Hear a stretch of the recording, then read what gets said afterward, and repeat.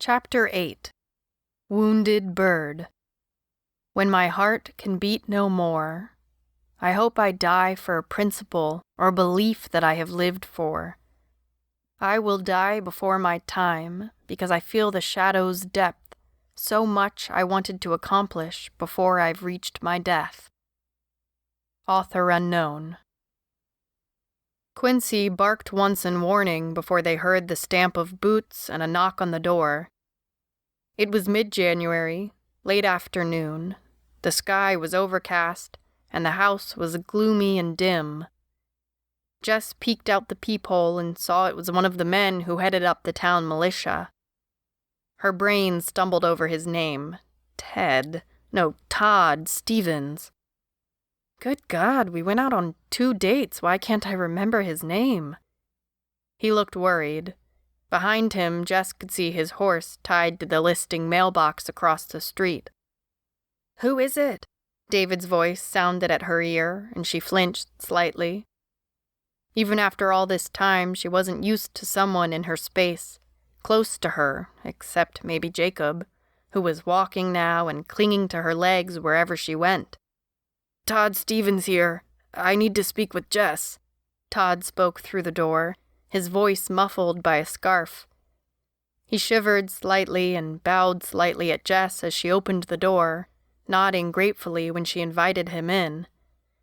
He stomped the snow from his boots, unwrapped the scarf from his mouth and neck, and settled into an open seat at the kitchen table. Both Tina and Jacob were sleeping, curled together in a lump on the couch. They didn't wake. Something to warm you? Jess asked, and Todd nodded gratefully, peeling his gloves off. His face was red where it had been exposed to the frigid air. The cold snap had stopped everyone in their tracks, driving all occupants of Belton inside.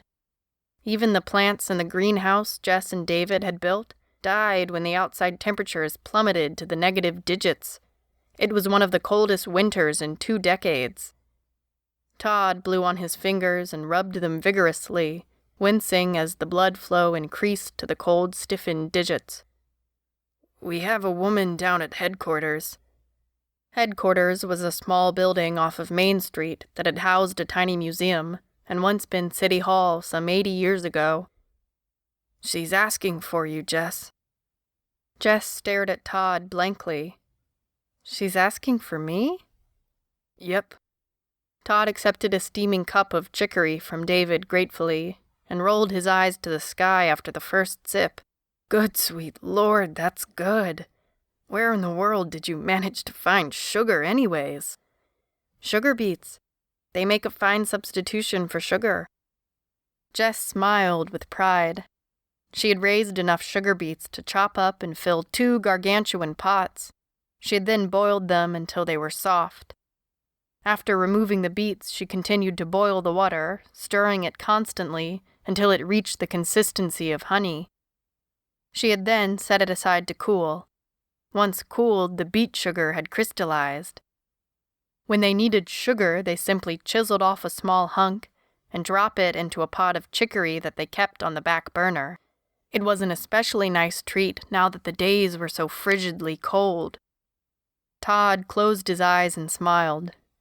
It sure hits the spot. His thoughts returned to business as he slurped down the last of the chicory. The woman's got a baby with her, and she's been hurt. She's got a badly infected gunshot wound to one arm, and she looks half-starved. Says she came here from Clinton? Jess gasped, and she and David cried out at the same time. Serena! Jess began pulling on her coat and gloves and a pair of solid work boots. There weren't any others with her? A man, a boy, and a girl? Todd shook his head.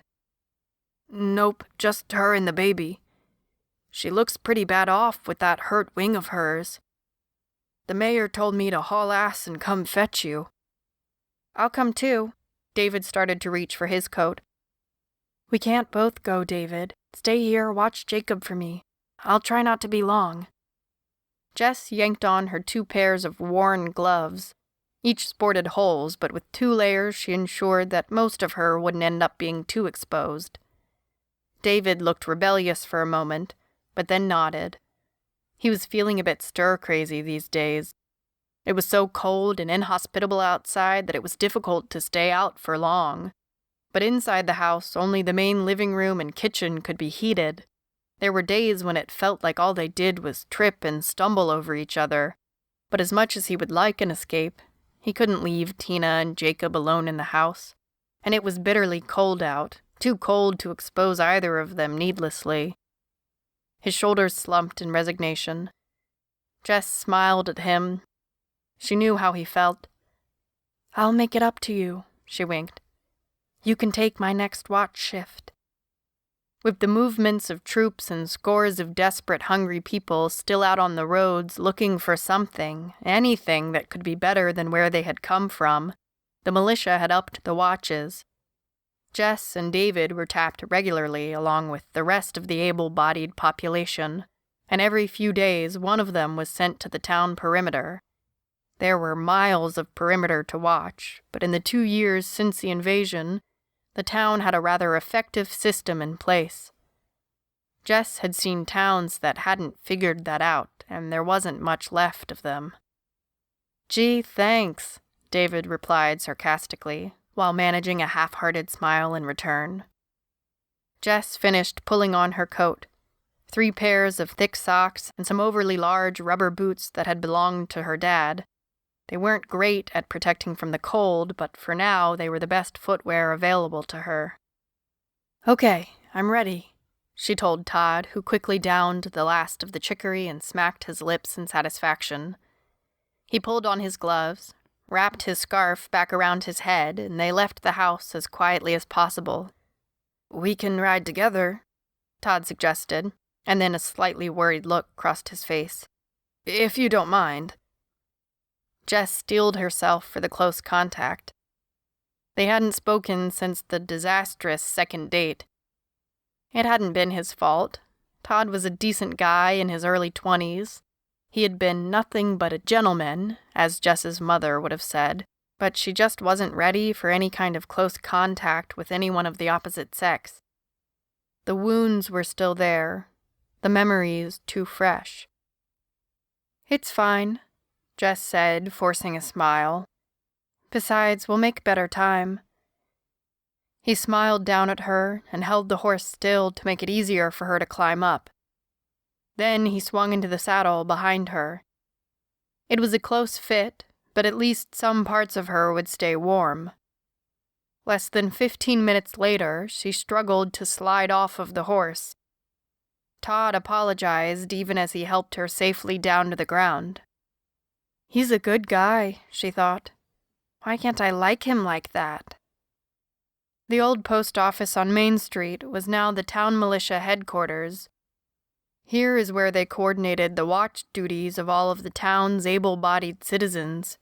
If you were old enough to hunt or work the land, then you were old enough to defend your hometown. Some of the townsfolk had objected to the term able-bodied and the ages, which were 10 for firearms training and 12 for serving in the militia. But the concept of childhood lasting until the artificial age of 18 was as dead as the concept of an intact United States of America was. Jess followed Todd into the building. It was warm, at least. Toasty warm. Every citizen of Belton was required to serve the militia in some way, and not just on the active fighting side. There was wood to chop, bodies to feed, clothing to mend, and horses to care for. The low-slung building also contained several holding rooms for non-citizens and visitors, as well as a large barracks. Most of those who served in the militia did it in the same fashion as firefighters would have, on 24-hour shifts.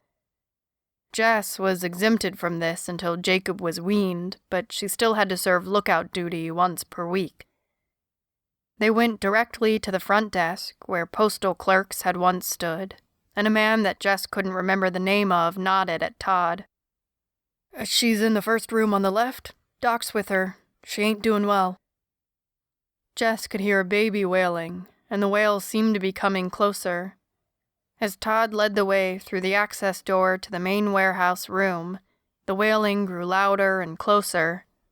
The massive room had once been used to sort incoming and outgoing mail, but now the racks were replaced with several large gun safes, barracks, and an industrial kitchen. The sense of breakfast still lingered in the air. Pancakes, judging by the sweet, rich smell of maple syrup. Sarah walked toward them, a dark-haired baby wailing in her arms. Sarah's face was drawn with worry. "Hi, Jess, how are you?" She jiggled the baby, making shushing noises at it. Jess just stared at the baby's face, horror mixing with recognition. The baby looked just like Jacob. "I have Laura fetching a cup of milk to feed this little one. She is absolutely starving, and it looks like her mama might have dried up." "Serena." Sarah nodded. "You do know her, then. She says this little one's name is Rebecca, Becca for short." Jess couldn't take her eyes off of the infant. "And the others?" "There were no others, just Serena and the baby." Jess's mind flashed to the 2 days spent outside of Clinton after they had left the cave. The man Brad, a very pregnant Serena, and the 2 kids, Max and Annie? Yes, they had called the girl Annie. The baby continued to wail, and Jess's breast swelled in response, filling with milk, threatening to leak through her shirt. "I'll take her," she said, and held her hands out to the baby. She was tiny, smaller than Jacob had been at that age, and she loosened her jacket and looked for a quiet corner.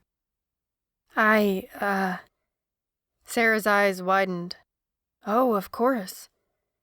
Perhaps you should come into the other holding room. It's vacant, and there is a chair and a bed inside." Jess nodded. "It won't take long. She's just hungry, that's all." Sarah ushered her into the holding room, while Todd stood back, looking uncomfortable. The door closed, and Jess lay the baby down on the bed, slipped out of her coat, and loosened her shirt. Little Becca did not hesitate, and eagerly began to suck on a breast, drawing in the milk with a desperate hunger. How long had it been since this child had been fed? Jess could feel the baby's body relax. Here was comfort, warmth, and food. It wasn't until that moment that it felt strange at all, nursing another woman's child, and Jess thought of how it must have been in ages past, before there was formula. Would a woman do this for another? They must have, and it seemed like the right thing to do. Moments passed, and Jess could hear the baby's rhythmic gulps as she took in the nourishment. Sarah had said that she thought Serena had lost her milk. How long had she been without it? How long had this baby been hungry? It would be a solid 30 minutes before the baby stopped nursing and fell deeply asleep in Jess's arms.